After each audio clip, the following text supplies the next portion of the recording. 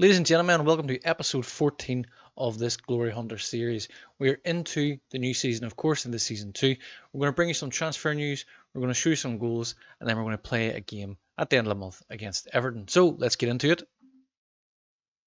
And so to wrap up the transfer news, the transfer window has come and gone, of course. We are now into September. We're at the end of September.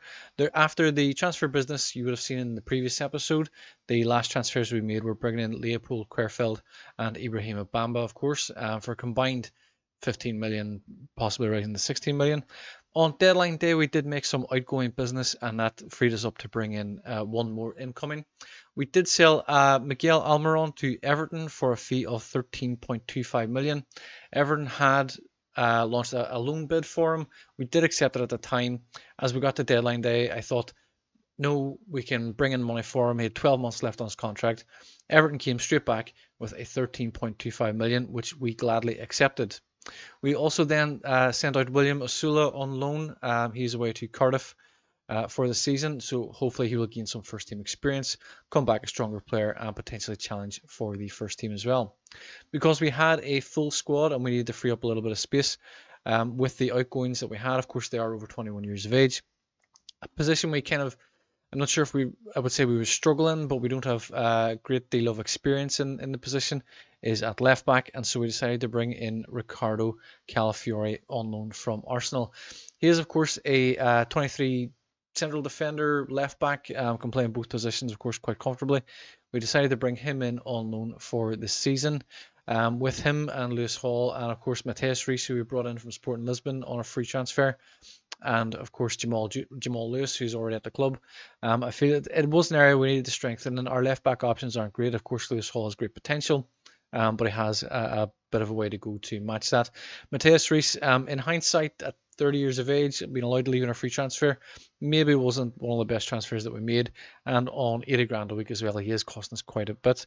He can play, of course, at left back and in central defence as well, so definitely a good option, I think, to have for potential squad rotation and certainly freeing up players whenever we need to give players a rest.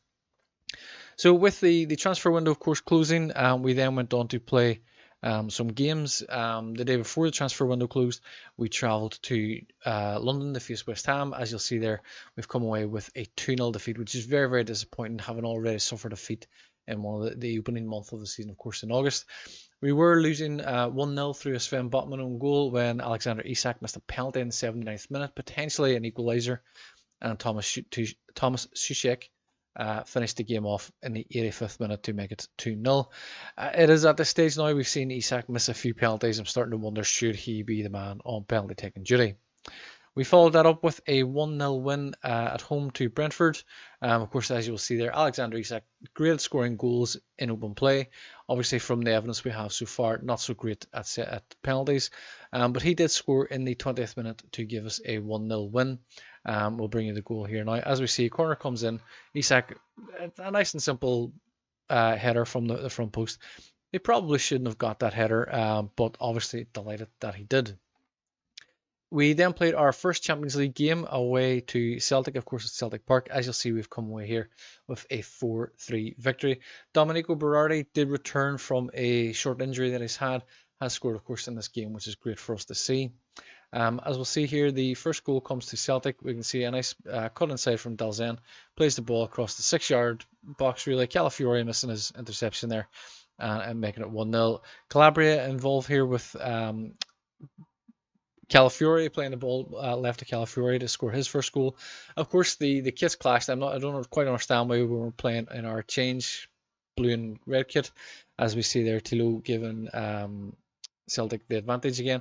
Alexander Isak playing in Adeyemi as he plays a lovely through ball into Isak and a first time touch to make it 2 each. Lewis Miley now combining with Calabria. As we see, there's a nice ball inside to Domenico Berardi, who finishes to make it 3-2 to our advantage. Celtic get back into the game with Kyogo, as we see here, making a nice ball down the right hand side. Pass the ball into Yang, and a first time finish absolutely thunders it in the roof of the net. In the 90th minute, as we see, Berardi here takes a free kick. I wasn't sure from that angle if the keeper saved it or if it's come back off the crossbar, but the ball came back into play, and Eric Garcia was there to head home to make it 4-3 in the 90th minute, giving us our first points in the Champions League.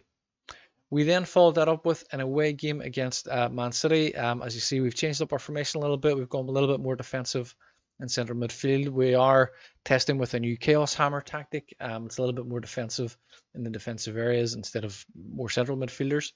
We've come away from this game with a 2-0 victory. Obviously delighted with that. Of course, against the current champions as well of the league. So we'll show you the goals now from that as well. As we see here, Tino Livramento finds Adeyemi on the left-hand side. He makes a break through the middle. Nice pass into Berardi, again scoring 2 goals in 2 games. There was a suspicion of offside. It was narrow, but he was on, and that's what matters. As we see the ball coming here to Adeyemi, breaks through, and he tucks away to make it 2-0 in the 49th and the 50th minute. So a really great victory for us in that game. We then followed that up with an away game to Burnley in the third round Carabao Cup. As you'll see, Karim Adeyemi scoring again to make that 2 goals in 2 games for him. Very pleased with how he's progressing for us.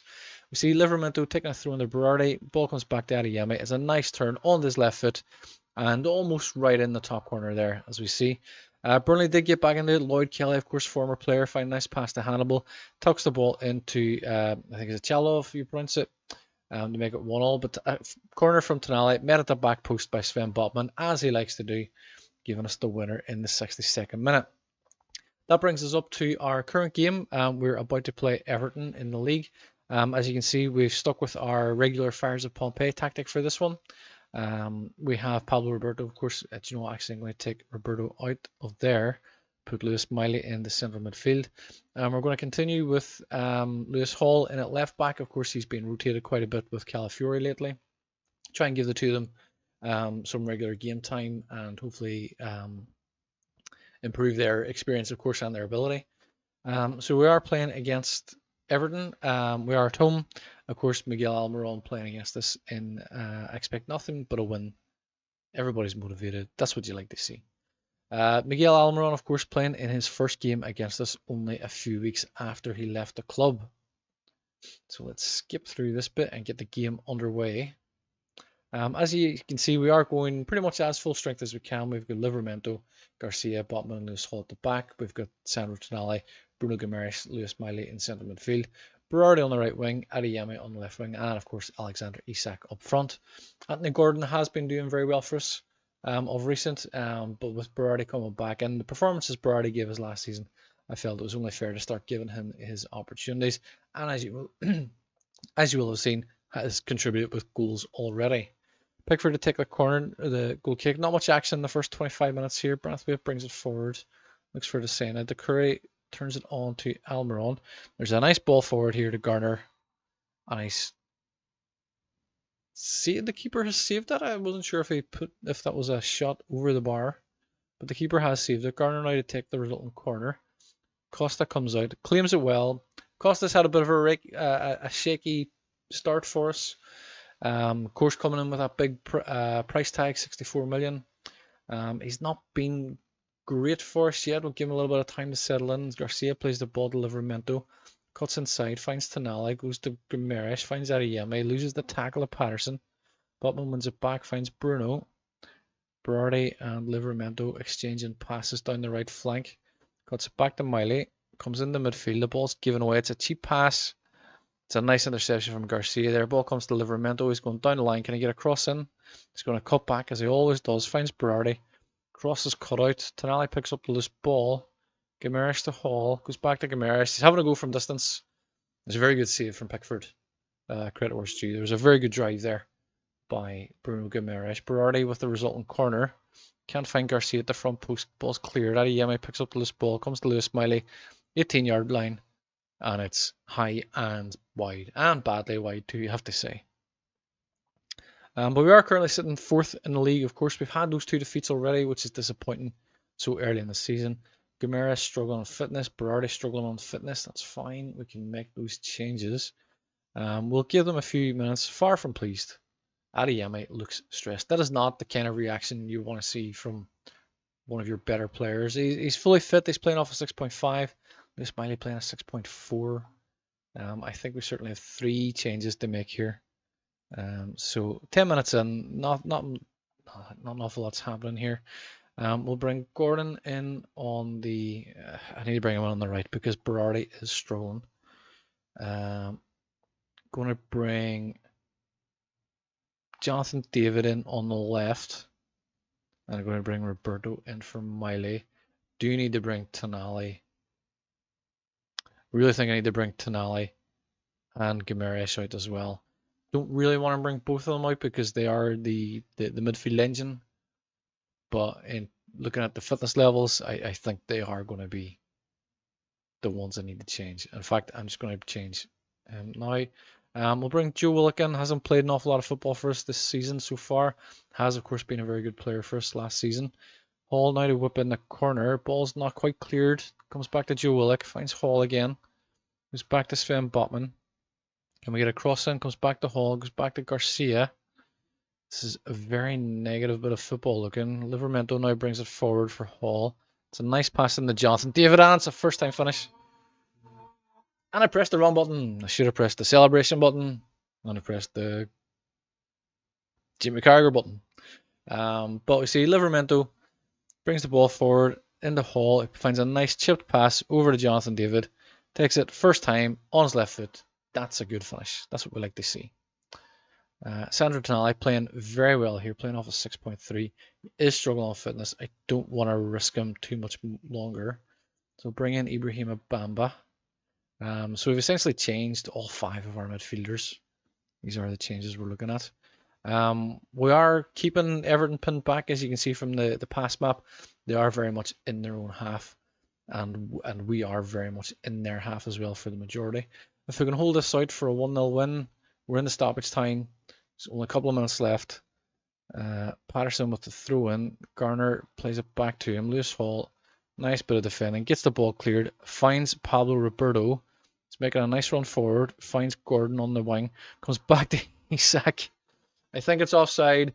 Celebrated too early. It was a nice pass into Gordon, who I think is the player offside. It's been disallowed. Let's see here. And it is, yeah. Gordon goes just a little too early against his former club.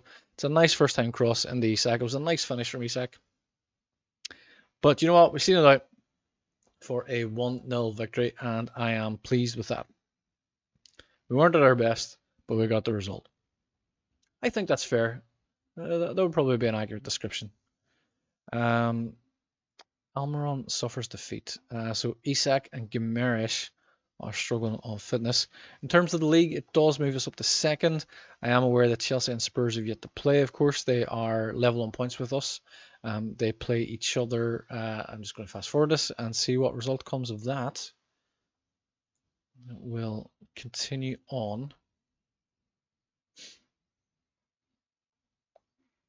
When it eventually comes round. But we've made a good, apart from the 2 defeats we've had, Spurs won that game against Chelsea. That's interesting. Spurs have gone top of the league, 6 wins in 7 games, 1 defeat. I'm going to assume a Big Ange is the man, still in charge.